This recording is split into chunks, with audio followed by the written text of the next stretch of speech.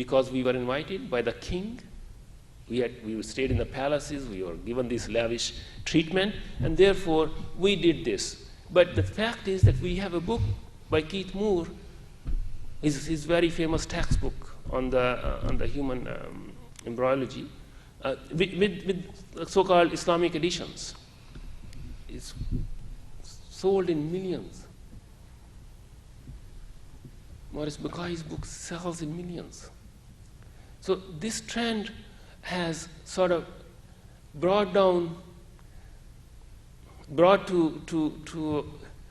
it has produced several problems in terms of our understanding of the sign verses, rather than resolve them, rather than give us an in-depth understanding of what the Quran is saying. Nevertheless, all current surveys of tafsir now are forced somehow to include the scientific tafsir in their surveys. We have this wonderful book by Hussein Zahabi, Tafsir wal Mufassirin, and he has to put that one category of al-tafsir al-ilmi in it. Of course, he adds his own criticism of it. Where would it go? How would we resolve this bid'ah? It's hard to say, but as far as solid contextual basis is concerned, in my opinion, and in the opinion of many scholars, this is really something new in the sense that we understand it in the bid'ah that is mentioned in every khutbah. I don't want to go into the last part of that, where it would lead to those. Thank you very much.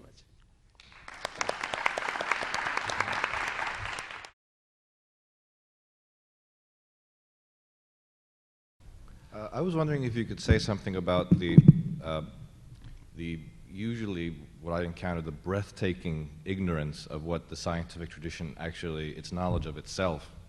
Because, I mean, almost at every important point in Western scientific history, what is popularized as the issue that got, the problem that was posed and how it was solved, is almost always has nothing to do with the actual science. I mean, Newton, it's often thought that he somehow solved the problem of, amongst other things, like the ghost in the machine, and that the idea is, well, he showed how everything is a great machine. But for Newton, actually, the problem was that there was no machine. It was more like a ghost than a machine, and he was very ambivalent about it towards the end of his life.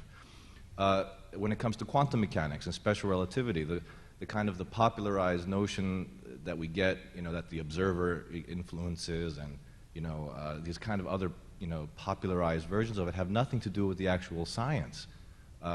And that happens going all the way down the line when you talk about evolutionary psychology. Everything, it seems as though the Muslims are responding to the popularized version of the science and not the actual science itself. So I was wondering if you could maybe expand on that. Thank you.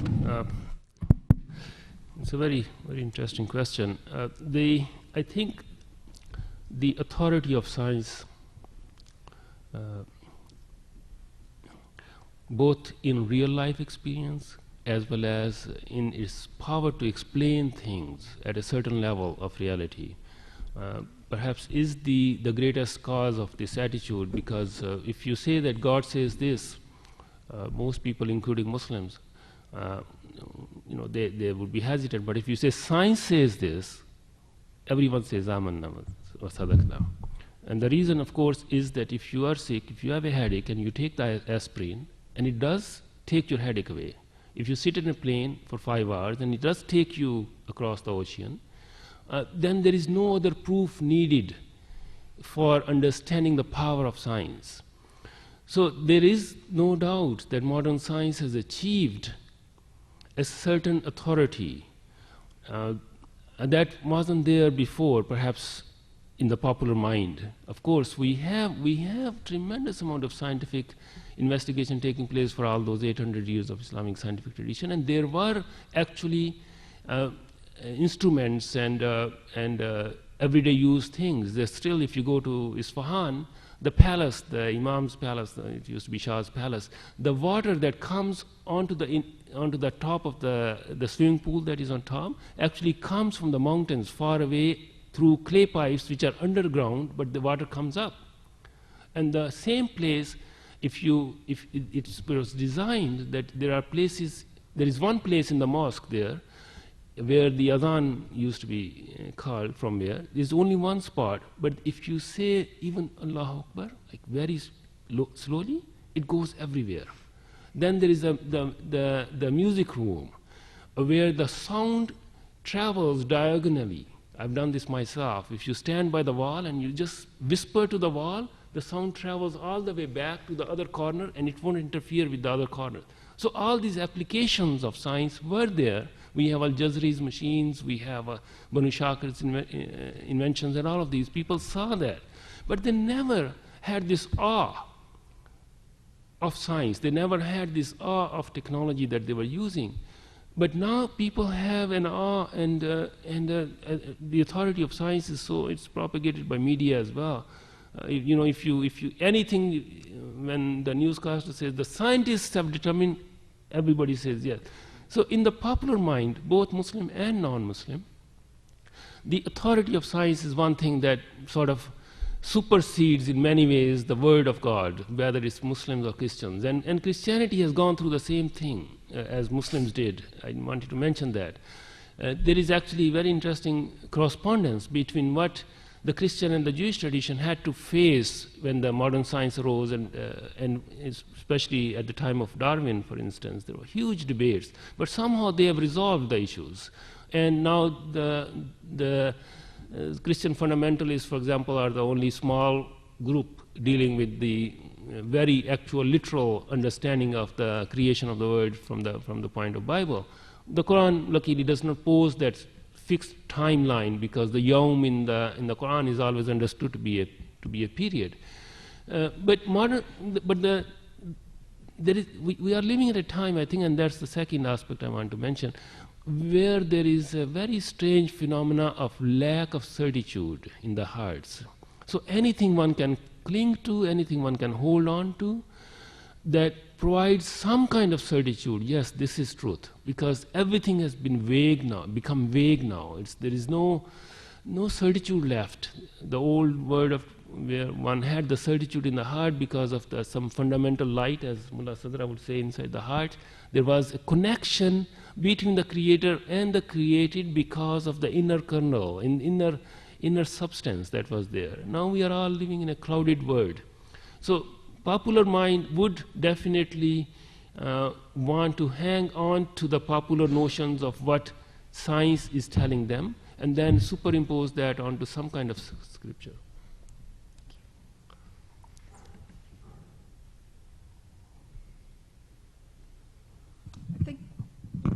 I personally appreciate what you're saying about the reasons, whether they are rooted in political realities or economic realities.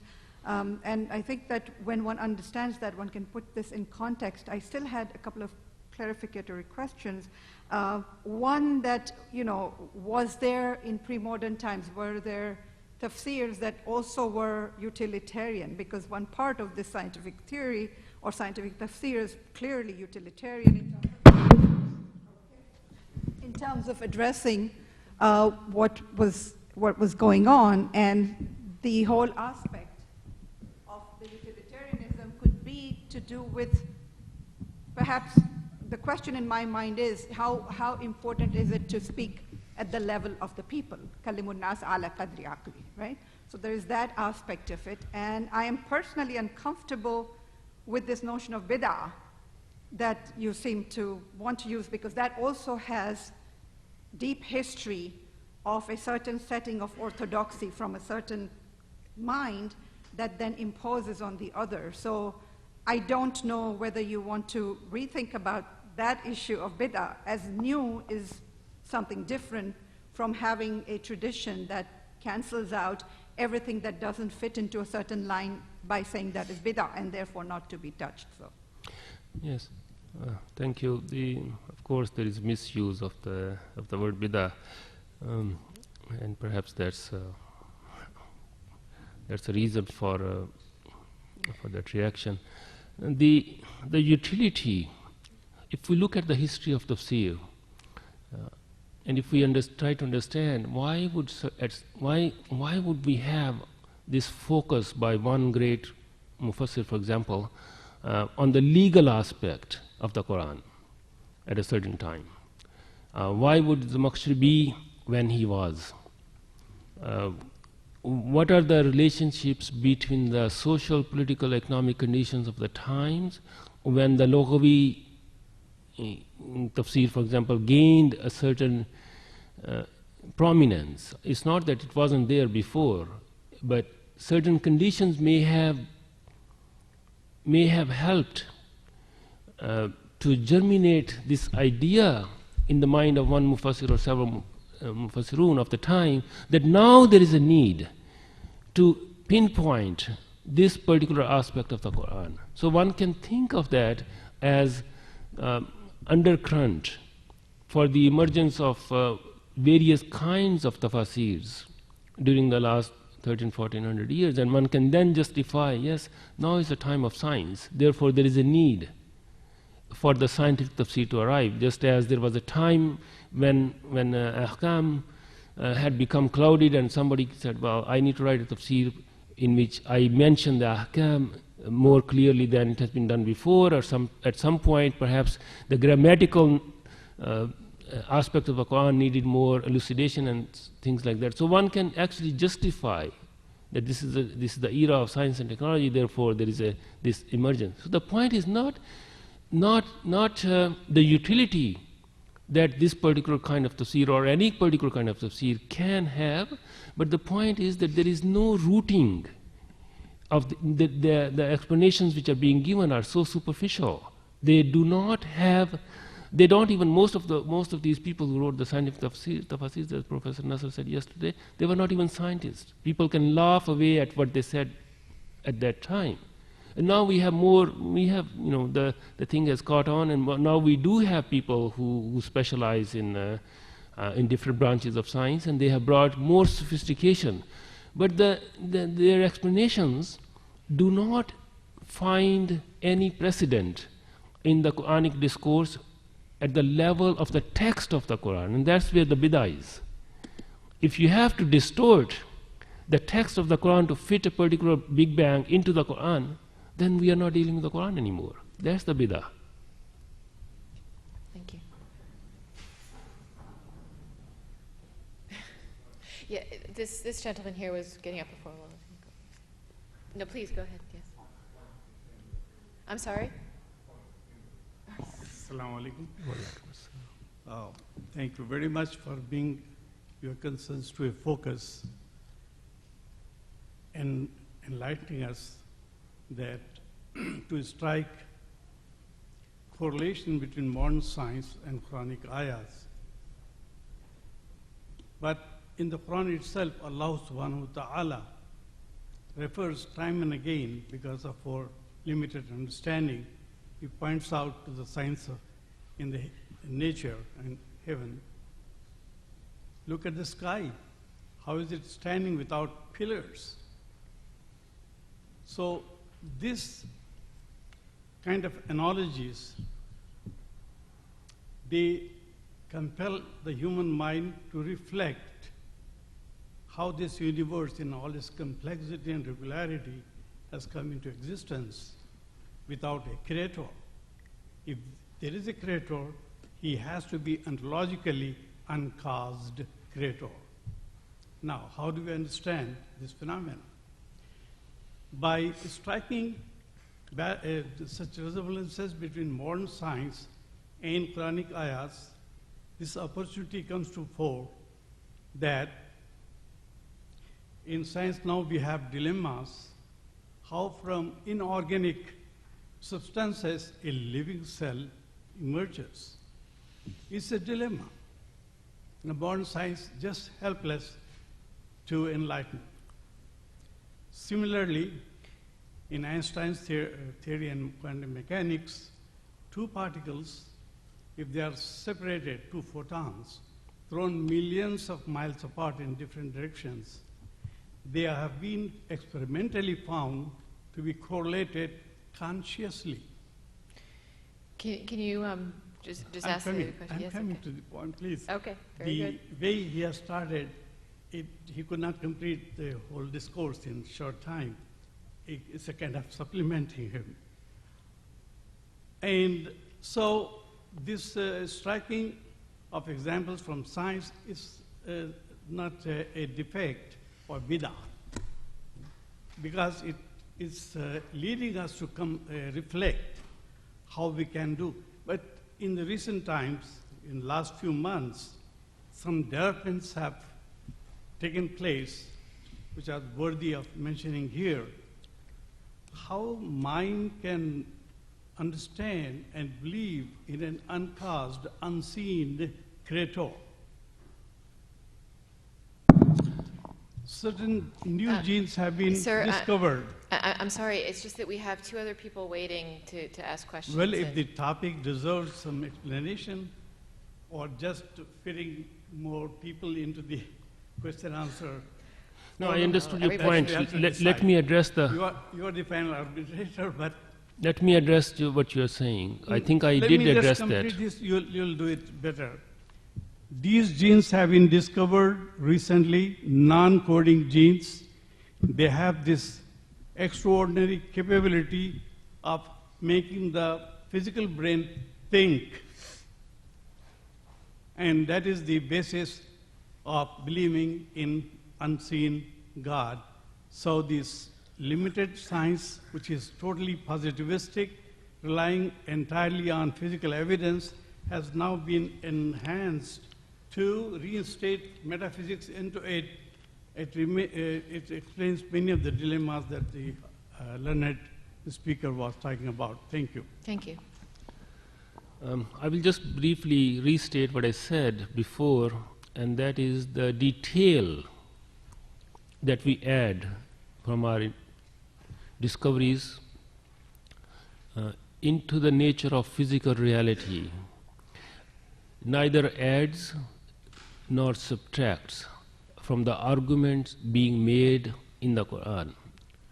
I said that Abu Jahl understood the verses of Qur'an without having recourse to ultrasonic sound images from a mother's womb, and he did not believe. That was his choice. Adding the ultrasound images increases the awe and wonder in the receptive heart that is already receptive to the word of God.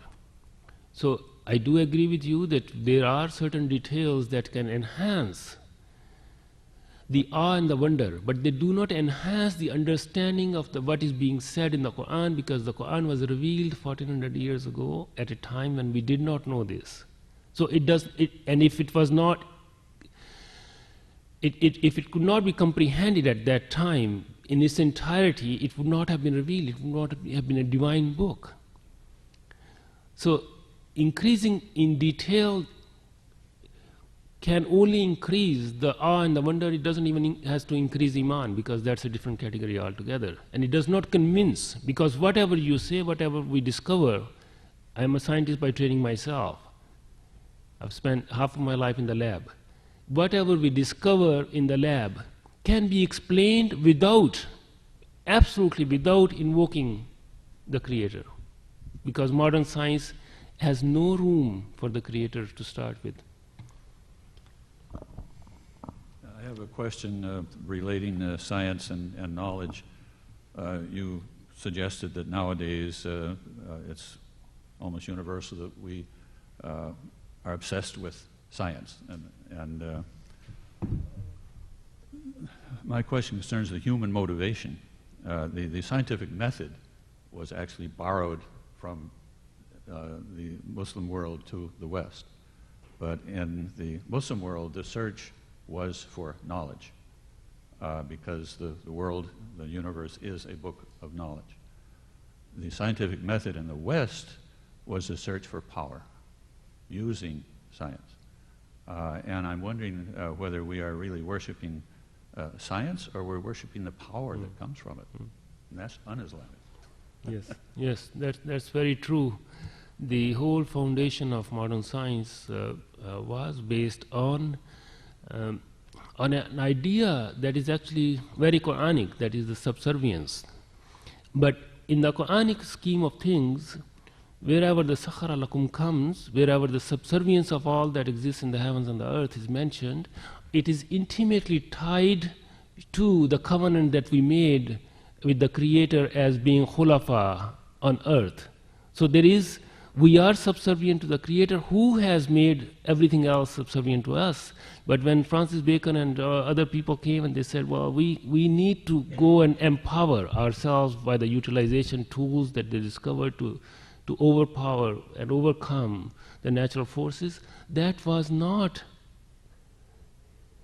within that scheme of things. So it was surely for power over wind, over steam, over energy, over coal, over all those things. And that is what has led us to this enormous environmental disaster, because there is no restraint left. We are not possessor of the coal as amana. The coal is no more an amana, it's just as much as you can extract. So, it has great implications. You are very right. Thank you for your presentation. Very interesting. I just have a question about your assertion that modern science does not have any use for God. I think some modern scientists or contemporary scientists are certainly quite explicit about their so-called non-belief. But I think there are also a lot of people who are very competent, in fact, quite accomplished scientists and theorists who, in fact, do have space for God. What is your response to this? Yeah, I think what is being said is two different things. Scientists may or may not have belief in a creator, but what they do, science as an enterprise, science as a body, as a systematic branch of knowledge itself does not need it. So when a believing scientist does something, he or she does more or less in the same manner as the one who does not believe. So there are two different things, and they don't have to be involving each other. So just like there are thousands and thousands of Muslim scientists working in this secular scientific enterprise, where ultimately no one is taking responsibility for the devastation that we are creating on this earth and around it, because of the very nature of the enterprise of modern science, which has abstracted values, which has taken God out of the equation, which has divided, which has created a big divide between man and nature, human beings and nature. So individual scientists do have beliefs. There are believing Christians and Jews